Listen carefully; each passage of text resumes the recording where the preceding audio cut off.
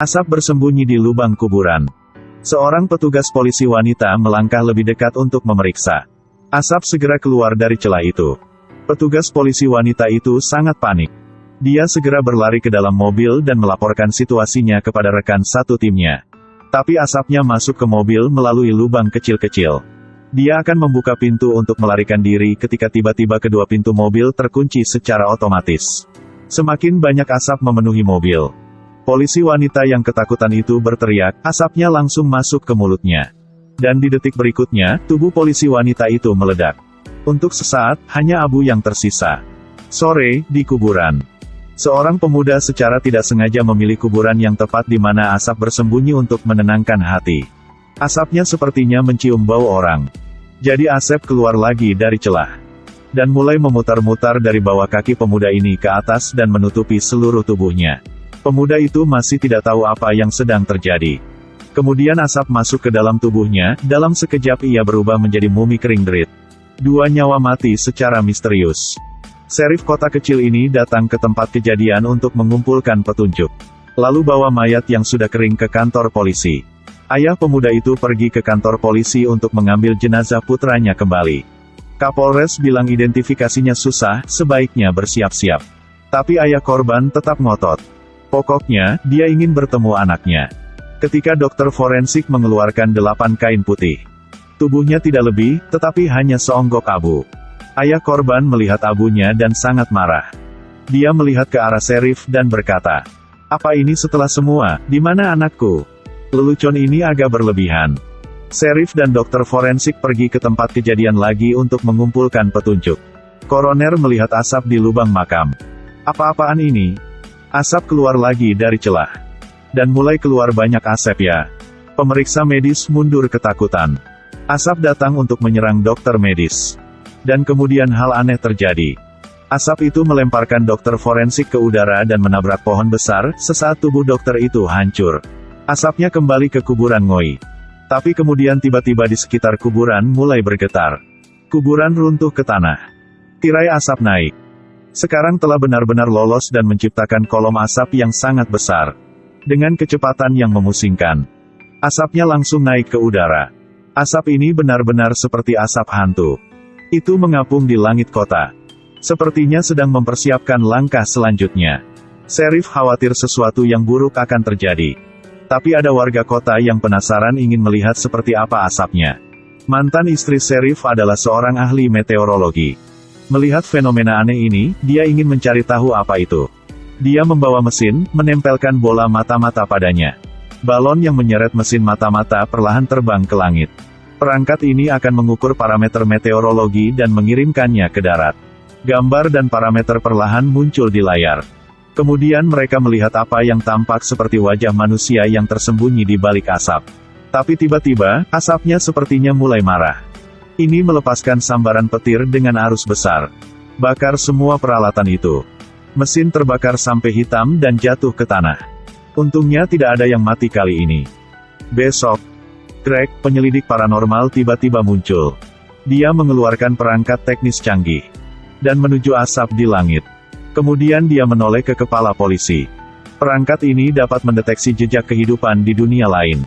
Asap ini adalah iblis, jiwa yang marah adalah kekuatannya. Serif bertanya apakah ada cara untuk menghilangkan asap ini. Para ahli mengatakan bahwa air garam dapat digunakan untuk menghancurkannya, karena garam dapat menyerap kekuatan kegelapan. Jadi Serif meminta bantuan pemadam kebakaran. Mereka mengisi tangki air dengan garam. Semua orang turun dari mobil, pemadam kebakaran menarik selang. Buka katup air, nozzle diarahkan ke asap. Asapnya juga membentuk selang dan menyebarkannya di depan semua orang. Greg buru-buru berteriak bahwa ini bukan waktunya untuk menembak. Mari kita tunggu sampai mendekat lagi. Saat asap mendekat, petugas pemadam kebakaran langsung menyemprotkan air asin. Asapnya tampak menakutkan pada awalnya. Tapi kemudian segera melakukan serangan balik. Itu melepaskan kilat dan menukik ke bawah, tubuh petugas pemadam kebakaran itu meledak. Kapolsek sangat ketakutan, mereka semua segera masuk ke dalam mobil dan melarikan diri. Kali ini, sepertinya asapnya benar-benar marah. Itu mulai menyerang penduduk kota. Kepulan asap turun dari langit. Menyebabkan warga kota melarikan diri. Tapi kecepatan terbangnya terlalu cepat, tidak ada yang bisa menghindarinya dan tidak ada yang bisa menghentikannya. 1 orang, 2 orang, lalu 3 orang. Pada saat ini, bala bantuan dari kota udah sampai. Para penyintas yang beruntung bergegas ke dermaga. Tapi bisakah mereka melarikan diri? Asap ini mengandung kekuatan kegelapan. Itu membunuh banyak orang di kota ini. Sebuah feri perlahan mendekati pantai, asap mengepul dari langit. Itu terbang di sekitar feri, dan memancarkan cahaya tia. Semua orang yang melihat adegan itu terkejut. Tiba-tiba seluruh feri tertutup cahaya biru. Wajah kepala polisi berubah warna. Mantan istrinya juga merasa sangat takut. Asapnya akan terbang ke arah mereka. Seluruh kelompok anak buah Sheriff segera masuk ke dalam mobil dan melarikan diri. Semua orang berlari ke gereja. Buru-buru menggunakan kain untuk menutupi bukaan. Asapnya tidak bisa masuk ke gereja, harus berterbangan. Tapi asapnya tidak menyerah. Itu terbang di sepanjang menara sinyal, mengganggu sinyal telepon. Di gereja, telepon pria kulit hitam tiba-tiba berdering. Begitu dia mengangkat telepon, pria kulit hitam itu langsung meledak. Ponsel semua orang terus berdering. Orang-orang takut mengangkat telepon lagi. Sebatang asap telah mencapai sebuah kedai. Itu terbang ke rumah melalui ventilasi. Dan terbang ke mulut seorang wanita di sebuah meja bar.